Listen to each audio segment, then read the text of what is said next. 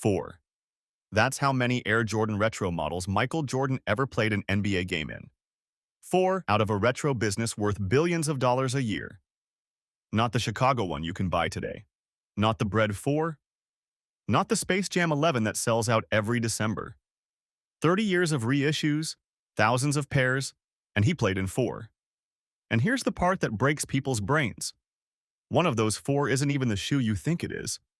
The version on his feet was never sold, and nobody could buy it for another 22 years. These are the retros Michael Jordan never wore.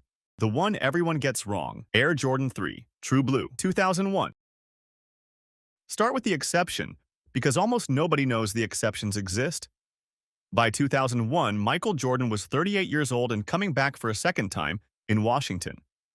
He had brand new flagship models waiting for him. The Air Jordan 16, the 17, the 18. Shoes designed for him, launched around him, built for exactly this moment. And night after night he reached backward instead. The most famous example is the Air Jordan 3 True Blue, an original colorway from 1988 worn in an NBA game 13 years later because it happened to match Wizards blue. Every retelling of the Wizards era includes it. It's the shoe people point to when they say Jordan wore his own retros. And it's wrong. Look closely at the pairs on his feet, and the red is gone. In its place, metallic copper, around the lower eyelets, on the Jumpman, on the outsole.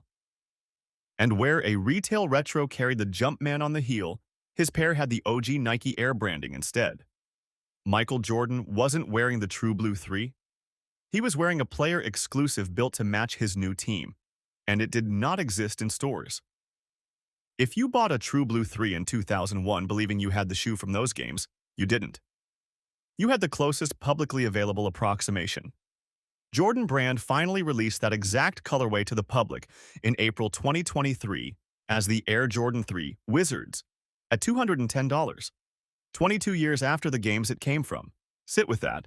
The single most cited example of Michael Jordan wearing a retro is, on inspection, another shoe you couldn't have. The other 3 are real.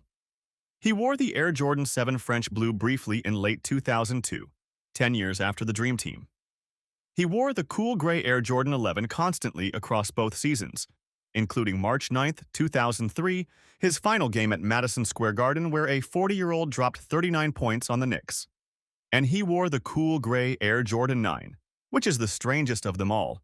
The Air Jordan 9 released while he was retired and playing baseball, so that Wizards run was the first and only time he ever played an NBA game in his own 9th signature shoe. 4 models. That's the complete list. Everything from here is the other side of it. If you're buying, this is the most under-discussed angle in the entire Jordan catalog. Everyone chases the championship-era pairs. Almost nobody chases the specific colorways he played games in during his last 2 seasons. And the cool gray 11 in particular is wearable, available, and carries a real on-court Michael Jordan story that most sellers don't even know to mention. The True Ghost, Air Jordan 1, 2, and 3 Retro, 1994. The first retros ever made are the ones nobody wanted. In 1994, Michael Jordan was retired and playing minor league baseball. Nike had a problem. The most valuable athlete in sports had walked away, and the shoes still had to sell. So they tried something nobody had done. They re-released the past, the Air Jordan 1, the Air Jordan 2, and the Air Jordan 3, brought back for a generation that had watched him win. It failed, not modestly. Pairs sat for weeks. White cement 3s went untouched. Air Jordan 2s ended up in clearance at Sports Authority for $19.99. The reason is this video's whole argument. In 1994, those shoes weren't nostalgia yet. They were just old. The wound of his retirement was too fresh to sell back to people, and the kids who would grow up to pay a premium for these were still kids. Nostalgia needs time to ferment. Nike had the right idea a few years too early. Then the 4s and 5s got reissued, the market turned, and retro became the most profitable word in footwear. But those first pairs, the ones that started an industry, Jordan never wore any of them. He was in a minor league dugout when they hit shelves, and they were in clearance bins by the time he came back. If you're buying, the 1994 retros are the genuine sleeper of this market. 30 years old, produced in a failed launch, so survivors are limited, and they are literally the first retros ever made. Almost nobody prices them for what they represent. Check the midsoles first. Polyurethane from that era, yellows and separates. And on a shoe this old, condition is most of the value. The escape, why even the faithful ones aren't his. Here's where it gets uncomfortable because there's a second reason he never wore your retros. Even when Jordan Brand rebuilds a shoe carefully, it isn't the same object. Take two of the most faithful reproductions the brand has made. The same Air Jordan 1 colorway, done in 2015 and again in 2022, and put them side by side. The toe box slope is different, the collar height is different. One stands straighter and taller, the other curves and rounds off. The leather is different, one smooth and clean, the other cracked and treated to look aged. The inner liner mesh is different, the insoles are different materials entirely. Even the branding color changed. That's two retros of the same shoe, 7 years apart, and they don't match each other. Now extend that back to a pair made in 1985. This is openly discussed in the hobby. Retro shapes drift, sometimes sleeker, sometimes chunkier. Leather isn't sourced the same way. Stitching patterns and heel tab placement shift. Even the reds don't always land in the same shade. Put an original beside a modern reproduction and collectors can tell instantly because the reproduction is a shoe about another shoe. And when the brand tries to close that gap, it usually does it by manufacturing age. Pre-cracked leather, yellowed soles, aged boxes with printed price stickers made to look like they came off a shelf in 1985. Think about what that is. A company manufacturing the appearance of a past its own product doesn't have. So the honest version of this title is bigger than it sounds. Michael Jordan never wore your retro. And your retro was never quite the shoe he wore either. That's not a knock. Most retros are better built and more comfortable than the originals ever were. But it changes what you're buying. If you're buying, this is where the real decision lives, because these are two different products.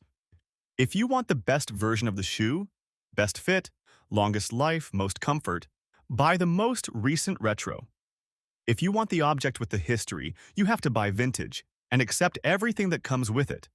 Yellowing, brittle midsoles, different sizing, and prices set by scarcity rather than quality. What you can't do is buy one and expect the other. Hold on to that. It's the ending of this video. The forever list. Everything after April 2003. Because after his final game, the list stops growing occasionally and starts growing every single week. Run the list. The colorways he made famous and never wore again. Air Jordan 1 Chicago, Air Jordan 1 Bred. The rookie season colorways, re-released so many times that most people alive have never seen an original in person. Air Jordan 3 White Cement. The dunk contest shoe, reissued again and again. He wore the original for one season, and the version on shelves today is a reproduction of a reproduction. Air Jordan 4 Bred, Air Jordan 4 White Cement. The Shot and the Movie, two of the most retroed colorways in existence, both welded to 1989, both untouched by him since. Air Jordan 5 Grape, Air Jordan 6 Infrared, Air Jordan 7 Bordeaux, Air Jordan 8 Aqua. The early 90s run. The Infrared 6 is the shoe he cried in after his first championship. Every pair made after 1991 watched that moment from a shelf. Air Jordan 11 Concord, Air Jordan 12 Flu Game, Air Jordan 13 Playoffs, Air Jordan 14 Last Shot. The Dynasty Closers, the Comeback, the Sickness, the Black Cat Season, the Final Shot in Chicago. All four retroed repeatedly. He wore each for one era and never again. That's the strange arithmetic at the center of this business. The more famous the moment, the more copies exist of a thing that only happened once. The colorways that never had an original at all. The Off-White Air Jordan 1, the Travis Scott Air Jordan 1, the Union Air Jordan 1, the Dior Air Jordan 1. Collaborations built on his silhouette decades after he stopped playing. Designed by people who were children when he won his first ring. Some of the most valuable Jordans ever made, and none of them reproduce anything. And the endless colorway machine. City editions, holiday packs, anniversary makeups, women's exclusives, film tie-ins, new colors on old molds sold under the word retro. Say it plainly. A brand new colorway on a 30-year-old mold is not a retro. It's a new shoe with a vintage silhouette.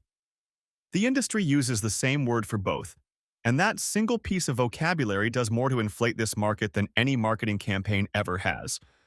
the ones that waited until he was long gone.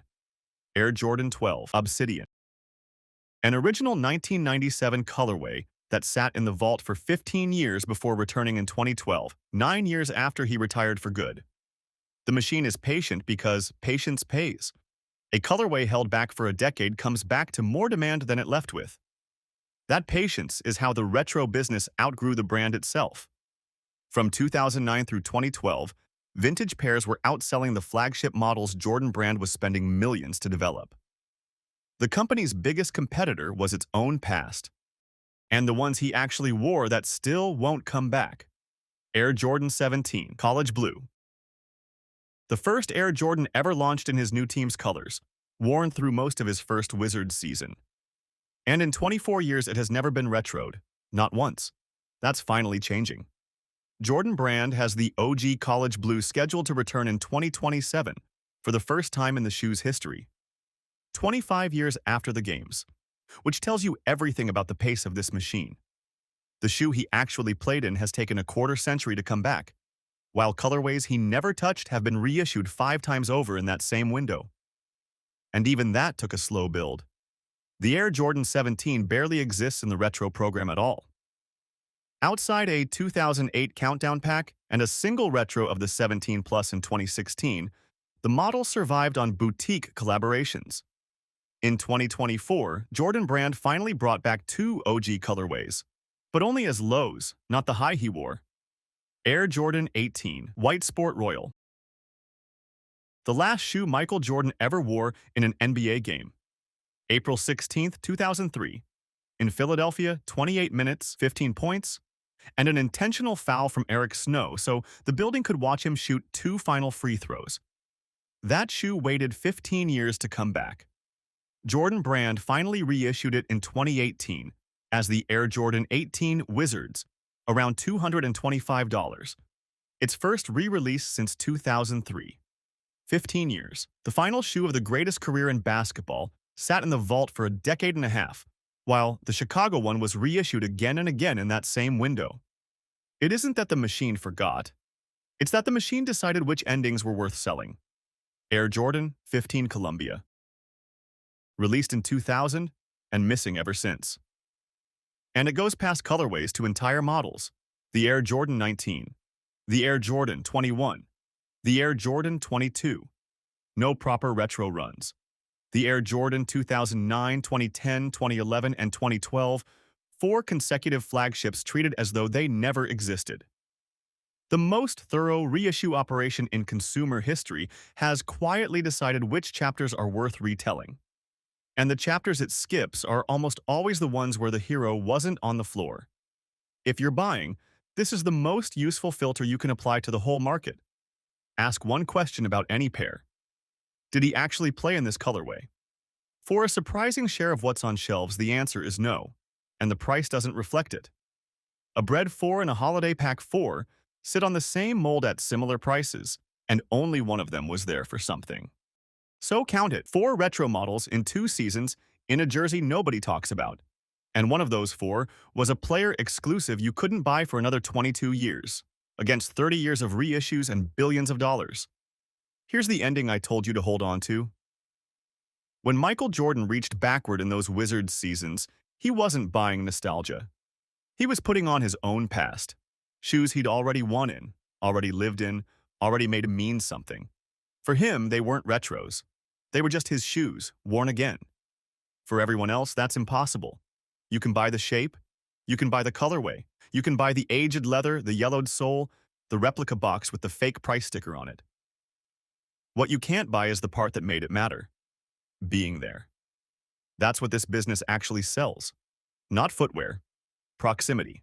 The shoe on your feet is a very good copy of a shoe that was on his feet during something you watched, or something your father told you about. The copy is usually better made, more comfortable, it'll last longer. It just wasn't there.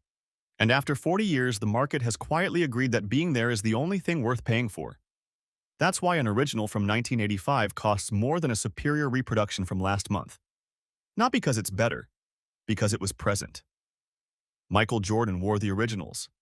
Everything else is us, trying to stand where he stood.